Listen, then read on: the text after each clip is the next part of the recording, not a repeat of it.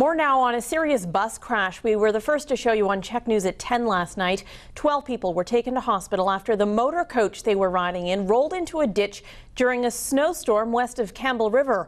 As Dean Stoltz reports, the victims were all minors on their way home from work and, ironically, just hours earlier had a safety meeting regarding a possible bus crash. It's an eerie scene as a Campbell River firefighter stands in front of a bus lying on its side in a ditch on Highway 28.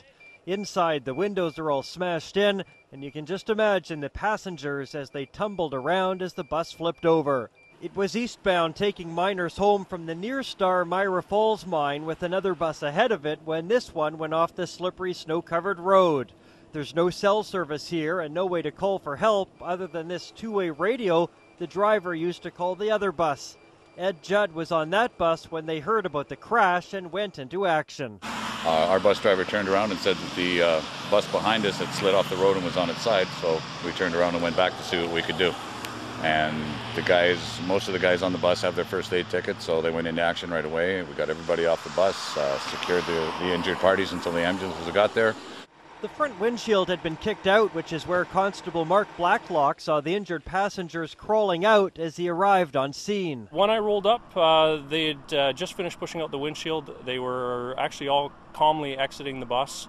My understanding is they actually had a safety meeting in regards to a bus collision this morning, so they were all calm and very professional. Several ambulances rushed to the scene to treat the 14 people who were on the bus.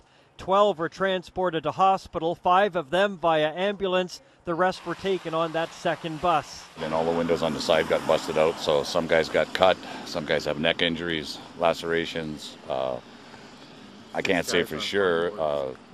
Yeah, there were 6 guys on spine boards, so broken ribs possibly. They were just complaining about back and neck soreness.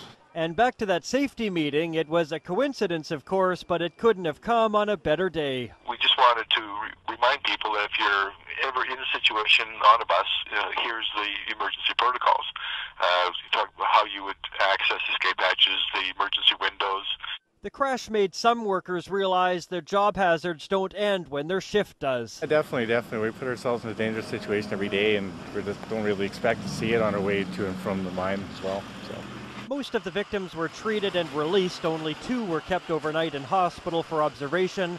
Everyone is expected to be okay.